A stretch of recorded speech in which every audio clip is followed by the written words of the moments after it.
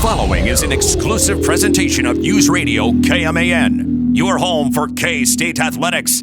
It's game time. This is The Game on News Radio KMAN.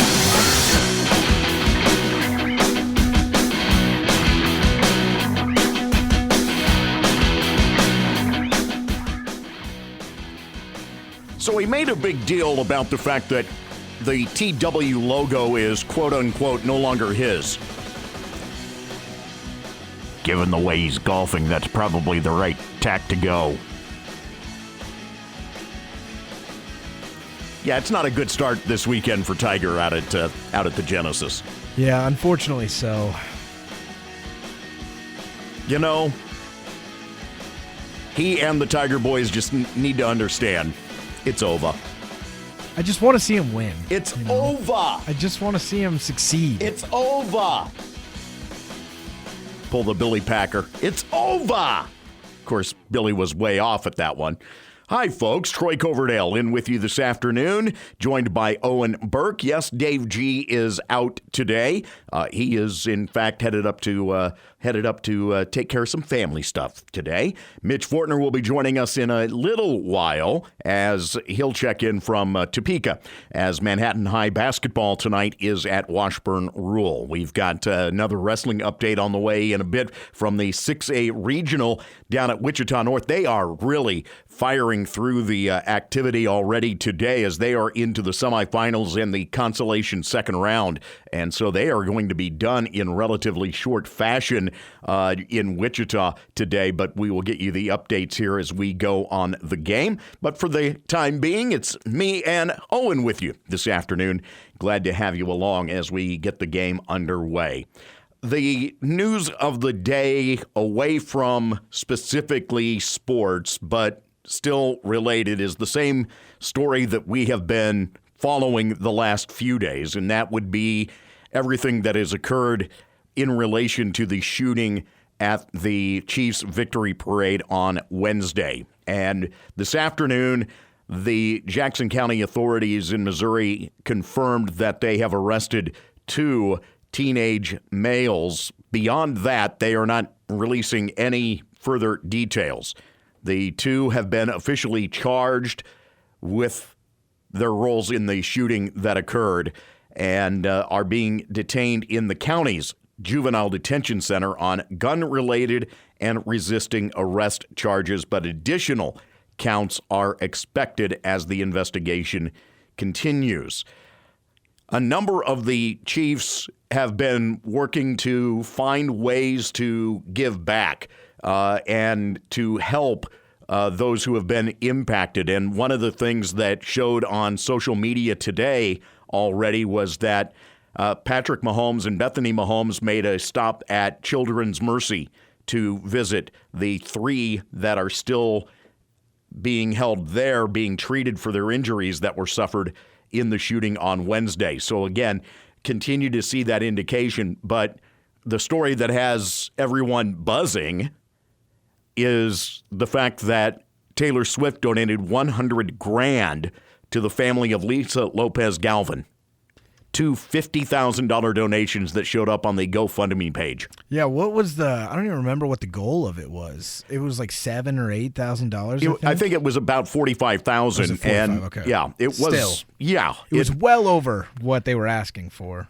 And as of now, that fundraiser alone has raised over $200,000, in large part because of the $100,000 from Taylor Swift, who is overseas in Australia. Part of the reason she wasn't at the parade was that she had a show already this morning, our time, in Australia. 90,000 fans. Jesus. But she made that donation, and, of course, that set everything buzzing today. The stories of what people did in the minutes after just continue to amaze as well, to the point that Jackson Mahomes may actually have a rehabilitated rep after all of this is done. You hate to say it that way, but honestly, again, he did the right things, as did so many members of the Chiefs organization and those that were around. And this is something that I was talking about with Brandon Peoples earlier. In many ways, this incident, because of the way it played out, has tied the franchise even tighter to Kansas City than what it had, and its players to Kansas City than what they had been. This is the first time that we have seen a major situation like this develop, maybe even in my memory since the 89 World Series earthquake. Oh, yeah. Was it San Francisco? Was in San Francisco, yeah. And you had fans from both San Francisco and Oakland that were in the stands at Candlestick Park, and the dramatic impacts on that entire region from that earthquake.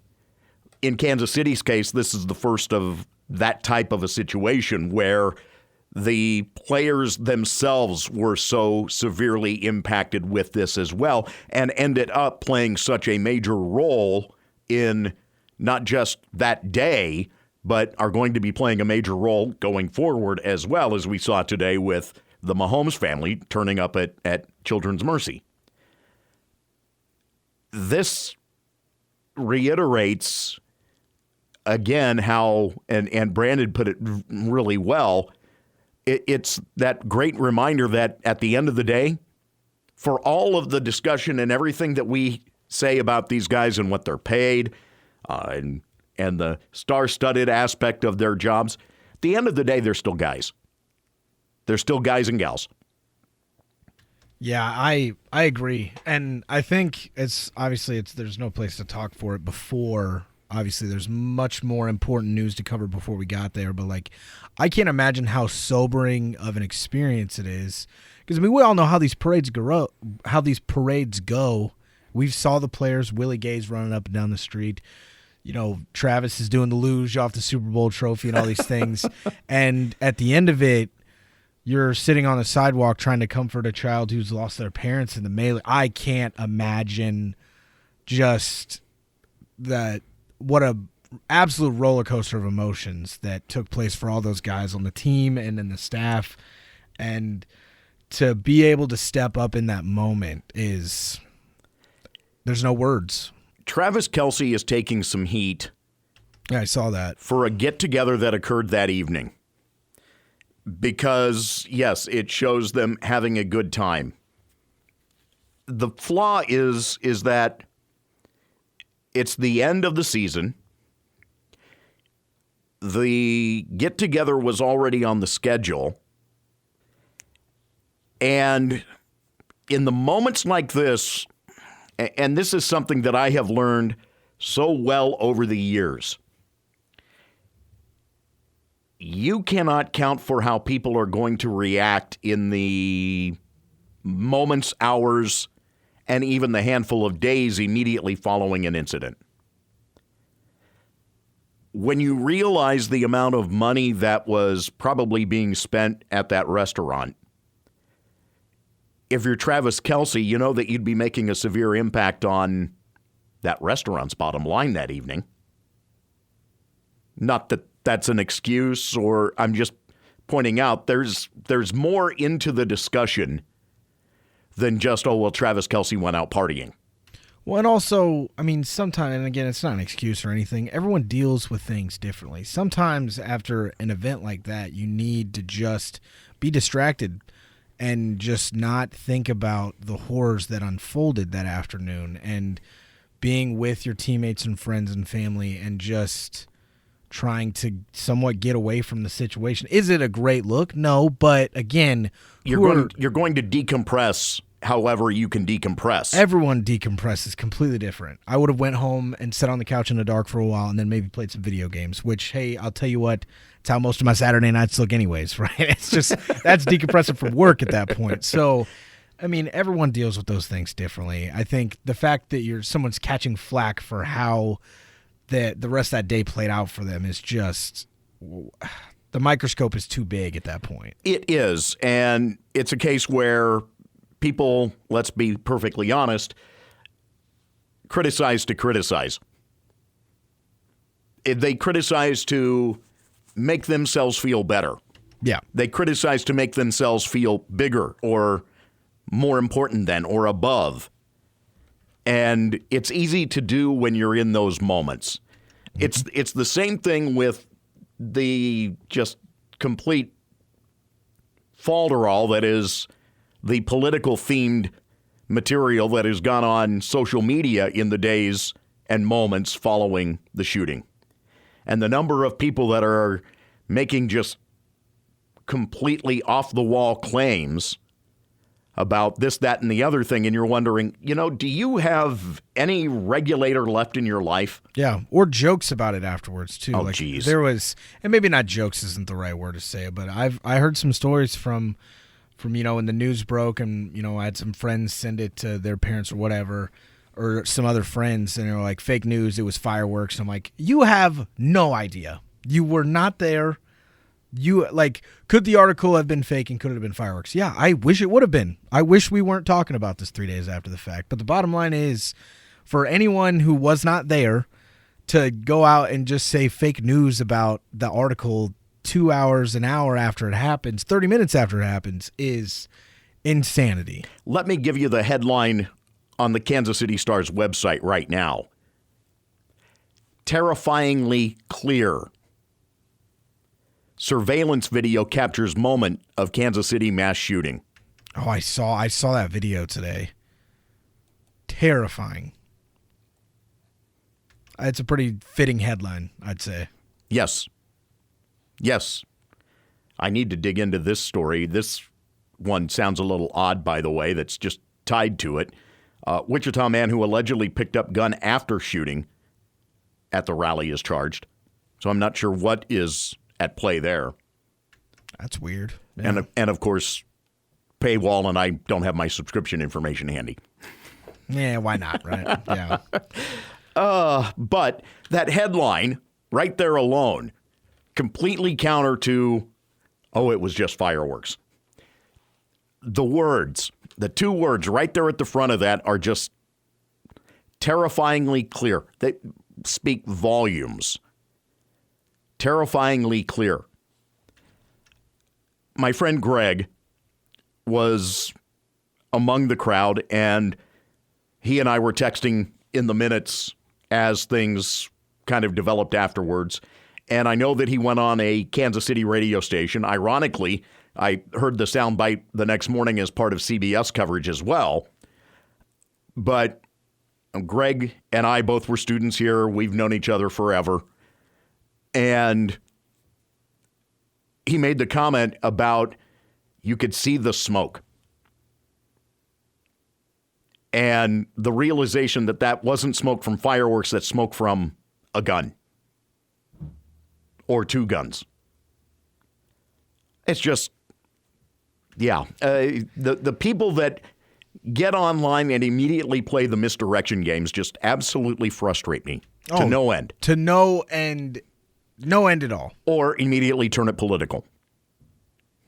Yeah, oh my God. Don't even get me started on that. Oh, hey, just wait. I haven't even touched on the racial aspect. Yeah, I saw articles that night about trying to make it political. They're not telling you what these guys' backgrounds are because it doesn't fit their political agenda. And I'm like, good Lord. They're not telling you anything about the backgrounds because these are two juveniles. They're under 18 years old. Or legally not allowed to talk about it. It's unbelievable that, but this is where we've put ourselves. This is where we have put ourselves. We have lined ourselves up to the point where, and I heard someone laugh about it a long time ago, and I know that this isn't all sports related, but given the topic, but they were so right on this point, and that is that Americans have a great sense of conspiracy theorism ever since day one of this country. Yep.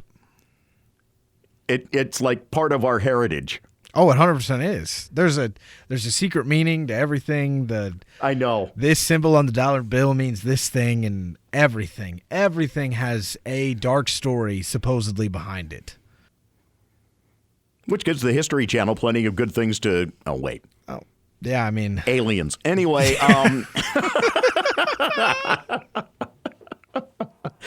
my niece, the archaeology major, Hates that show. Hates that guy. Hates that guy. I can only imagine. Aliens. It was aliens. That was one of the most circulated memes I can remember from my younger days.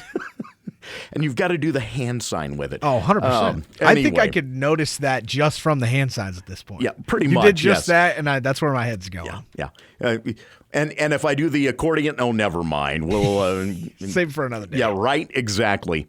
So, yes, here we are today, day 2 after all of it has gone down. And we continue to get some clarity, but yet the healing is going to take a lot longer. A lot longer. And the part that really disturbs me in looking at the long term is it's another sign of lost innocence. Yep.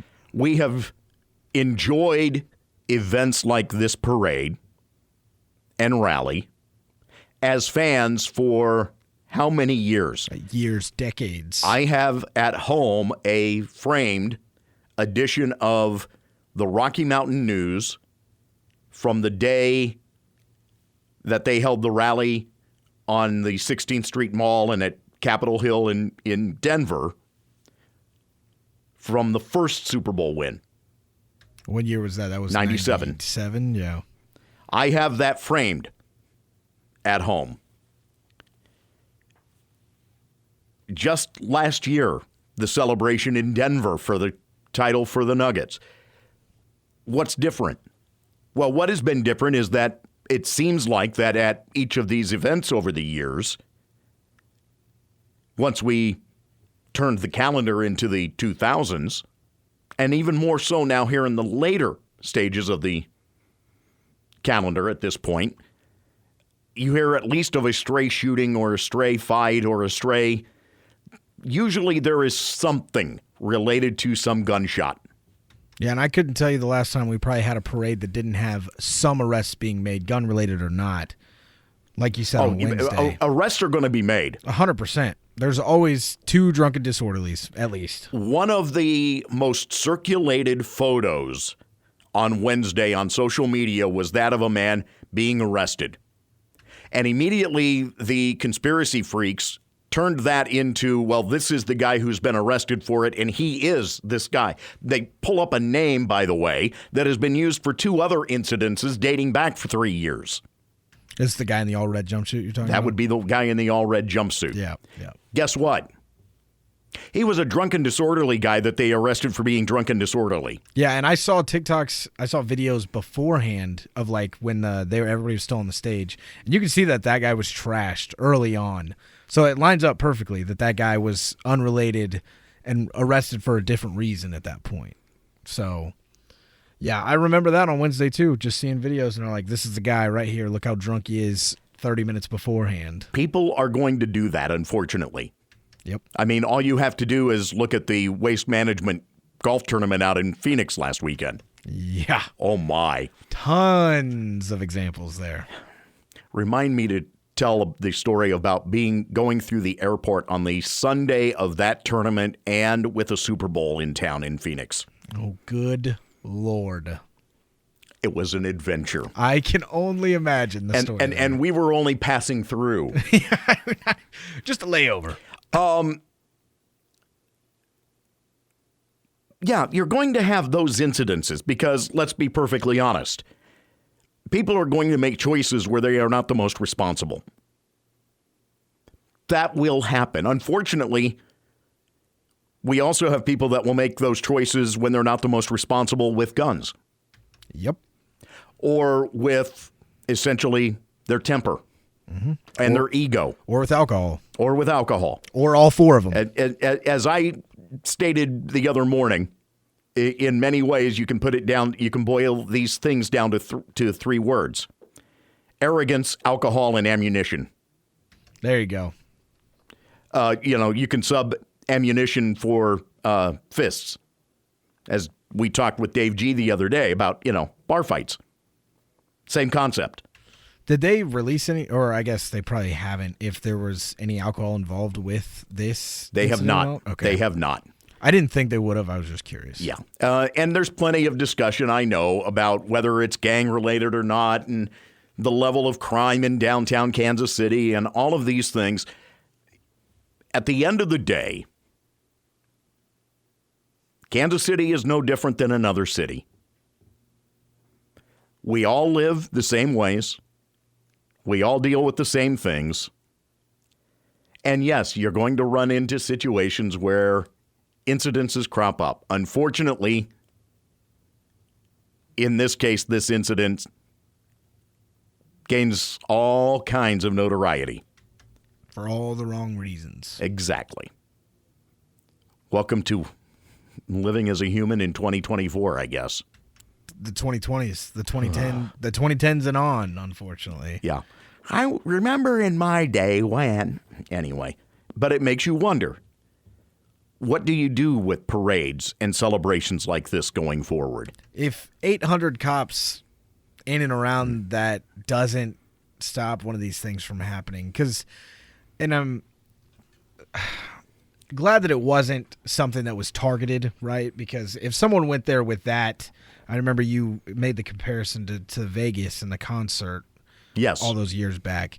Something like that were to happen, who knows what we would be talking about and the numbers that we'd be talking about right now. So if 800 cops with boots on the ground in uniform and out of uniform doesn't halt one of these things, I don't know if there's a way to do these parades safely at this point. There are some people that I know that will derisively comment that police are essentially crime janitors, more so than they are prevention. Yeah. And unfortunately, in situations like this, prevention falls out of their realm. It unfortunately does. Yep. That's because they're also human. Yeah, 100%. You're not going to know when something's going to happen. You can sure try, but this isn't a case where you can peer into the future and see what's going to happen and then go back and, what's the Tom Cruise movie or you had the TV show that was the same concept. Person of Interest was the TV show. Yeah, I think I know what you're talking about. We're using AI to determine and this, that, and the other thing is going to happen. Yeah, I think it was, Tomorrow War or something? Something along those lines. This tells you how many Tom Cruise movies I've seen over the years at this point. Anyway, so again, the good news of it is, yes, the Chiefs continue to work towards helping the healing. And the two teens that were involved in the shooting have been charged. Beyond that, well, the story continues, and we hope for the continued recovery of everyone involved as we move farther and farther away from it. The story will quickly turn to what's going on in free agency and who's getting offered what. L'Jarius Sneed starting to be concerned that there's not enough money in the till for both him and Chris Jones. Oh, I think I did see that Chris Jones had there was an option that they exercised today, so the franchise tag's back on the table for him. And he did say, obviously, he wants to be back in Kansas City. Yep. Obviously, alcohol was involved in that speech, the bravado. I'm sure his agent wasn't too happy with how he handled that on stage, but I think should be well enough mutual respect between the agent and the team to not go in and lowball him at that point. Right. So we shall see. That said, let's put a wrap on the talk about Wednesday once again and put our minds back to sports that are coming up this weekend. You've got both K-State basketball teams at home tomorrow, the men against TCU. The women have UCF in tomorrow. We've got state wrestling regional wrestling to delve into. Coming back in a moment, we'll get you an update on that next as the game continues.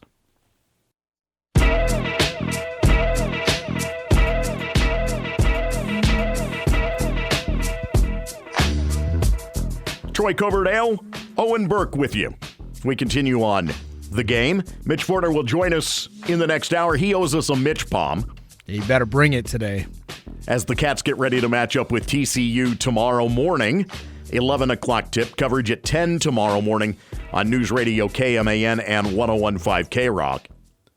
Yeah, the Cats sitting at 5-6. A comment that Jerome Tang made, and I don't argue that point whatsoever. I get his viewpoint, and, well, let's be honest. He's been steady about saying this from really the get-go of the conference season. We're where we thought we could be right now. Okay, we're 6-5. We have 5-6, and we have 4 more home games. I feel like we're in a good spot.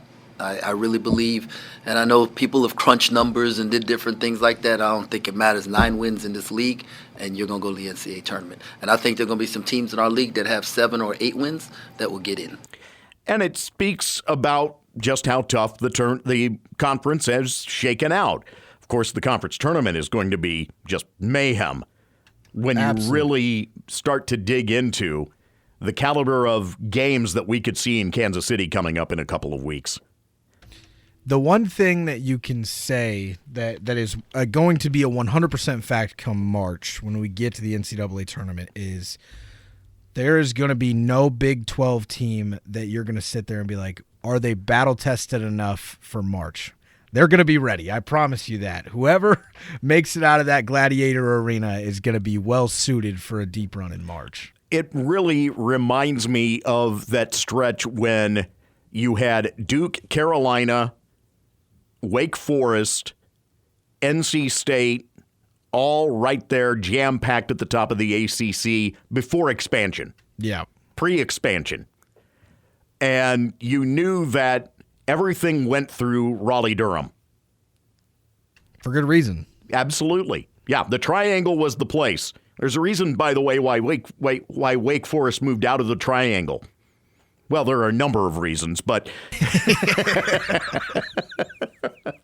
I mean, come on. With those 3 schools in your backyard, yeah, move about 50 miles down the road. You're better off at the end of the day. Do not blame him at all. Speaking of moving down the road, no surprise to this story. Ironically, it comes at the same time that the conference that most or a handful of the teams are headed to is in the midst of a legal fight, but the Pac-12 will officially part ways with George Kliavkoff effective February 29th. Imagine that, huh? More details about new leadership of the conference will be announced next week. In other words, the Pac-2. Yeah, it's I'd say it's a couple months late is what I'd say. Just an unbelievable end to what was a highly unusual hiring to begin with. Yep. Came over from MGM. The thought process was that would be able to manage media and the marketing aspect. In many ways, the same concept of Brett Yormark being commissioner of the Big 12. It didn't pan out that way. No, it did not. Did not pan out well at all. Yeah, he's going to go down as the guy that killed the Pac-12, unfortunately. The interesting aspect of this to me is when you look at the commissioner hires over what was then the Power Five. The one traditional commissioner hire that took place was the SEC. Imagine that, huh? How utterly surprising. Yeah. Everybody else looked to move towards more of a business/marketing/sales/promotions angle. Well, it didn't pan out for the Big Ten.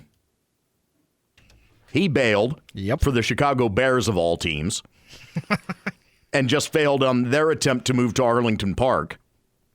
God, they need a new stadium so bad. Kliavkoff failed the Pac-12.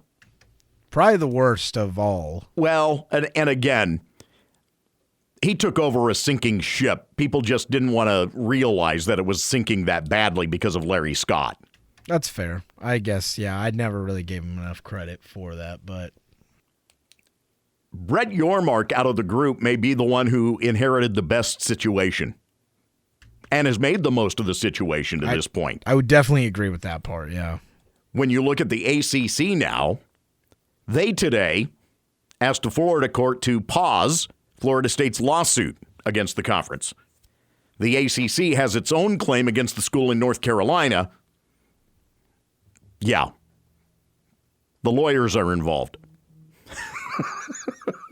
Not much else you can say about that because it is what it is. Yeah, never news you want to hear either when the legal team's knocking on your door. Not only that, but you get into the morass that is the argument now that the previous commissioner was lowballing things to essentially help out his son, who was in leadership with Raycom.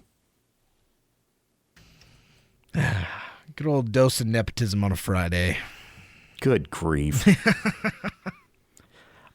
Just things that I'm glad that, they can deal with. Let them deal with it. I 100% agree with that. But it puts us in this just unreal situation with where college athletics is going. And then you turn around and last night, what did you see? Caitlin Clark sets the record on Peacock. Of all places. Fox was upset. Oh, 100%. They wanted that Sunday afternoon with with Iowa, Nebraska. They had Jason Benetti in the place. They did not like the ending of that game. Yeah, no, the cold second half killed a lot of people's dreams at Fox. 12 and a half minutes without a point. Didn't take her long to put up 8 last night. Oh no, and as I didn't get a chance to watch. Obviously, I saw the bucket that happened, so I don't know how many. Talk about a bucket to be the one to cement it too from the logo like that. That's her. That 100%. Is her. There's no better way for her to break that record than a shot like that. By the way, did you see Cheryl Swoop's comments made on a podcast about Caitlin Clark and setting this record? I didn't. She literally got every fact wrong. That's unfortunate. Very unfortunate. What did she say? She said that she was a veteran, a fifth-year player, had done it in 5 years rather than 4. She basically just rolled through this entire list of, that she's jacking 40 shots. No, she's only shooting 20-ish. Trying to discredit what she did. Yeah, pretty much. Yeah. Hey, Cheryl Swoops, there's this thing. It's called Google. You should try it sometime.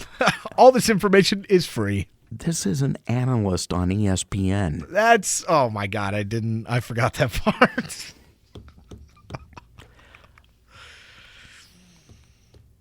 I don't know if she should still be working there, truthfully. But the good folks at ESPN will lay off 400 writers and call it a day instead.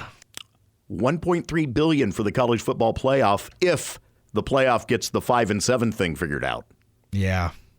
$1.3 billion for 6 years. Good Lord.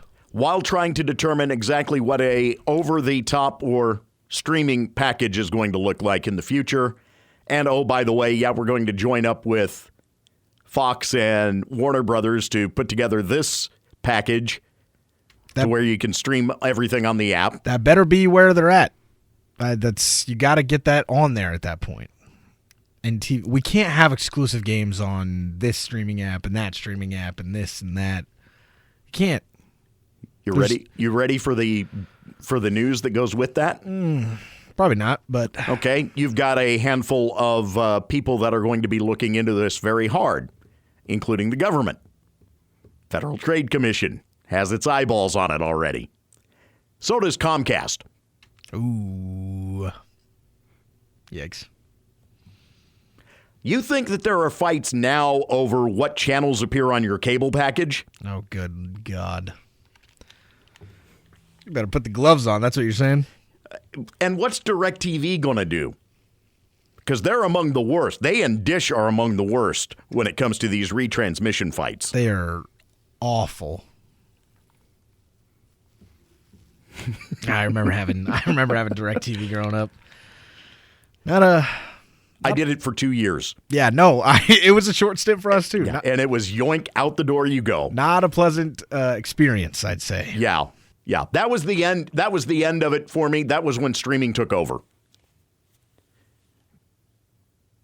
And no, I did not have it for Sunday Ticket.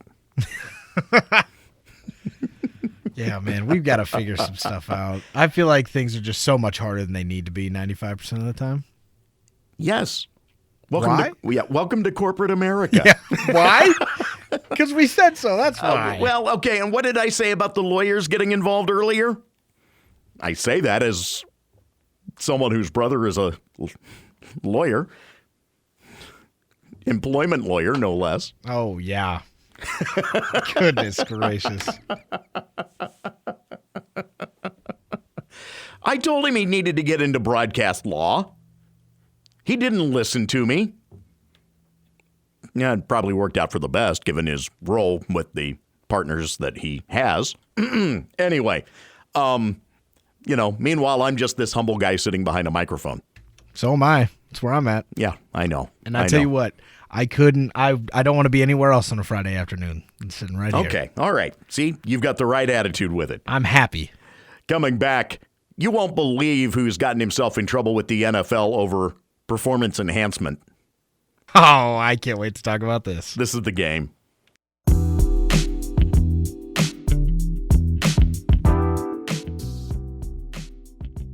A little added twist to the hometown. Oh, never mind.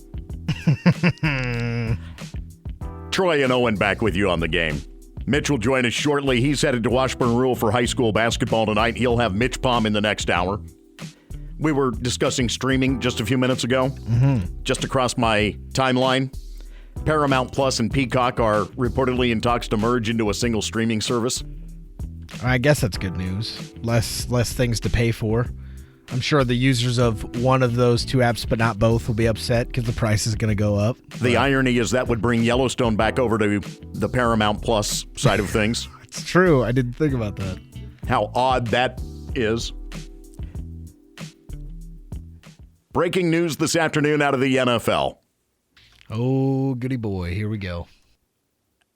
Of all people, Raiders backup quarterback Jimmy Garoppolo was suspended by the NFL today for the first 2 games of next season.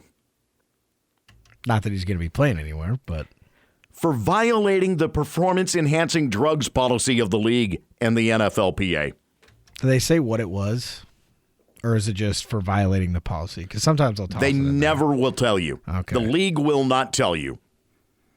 Why? Because it's in conjunction with the NFLPA. Fair. It's a union protection.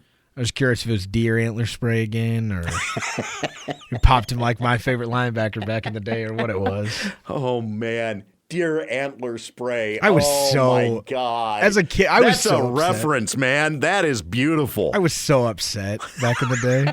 I was like, what are we talking about here? I was just some 14-year-old.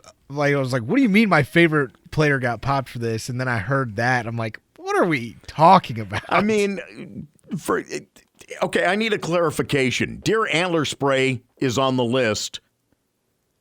Is horny goat weed on the list? That's a great question. Are you going to pop you for the gas station pills in the bathroom? Or I need a clear list here. That's all I'm asking for. The day didn't get any better for Garoppolo, by the way. ESPN reporting the Raiders are expected to release Jimmy G before an $11.25 million roster bonus kicks in. Do not, Sean Payton, do not. I'm just saying. Well, I'm sure he's thinking about it. Oh, dear God. I did see 3-year, $72.75 million contract in the offseason last year, thanks to Josh McDumbutt. Yeah, it was a horrible contract to start. I'll tell you, as a guy who has some friends that are Niners fans, he was never the same after the 5-0 start in the ACL tear against Kansas City. Right. Flat-footed.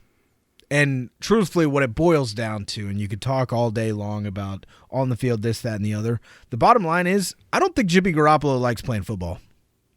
I look at that guy, and the NBA players talk about it all the time. And, like, there's just certain guys that are there to collect a paycheck. Mm-hmm. They do this at a high level, and they can collect a paycheck and change their family's trajectory.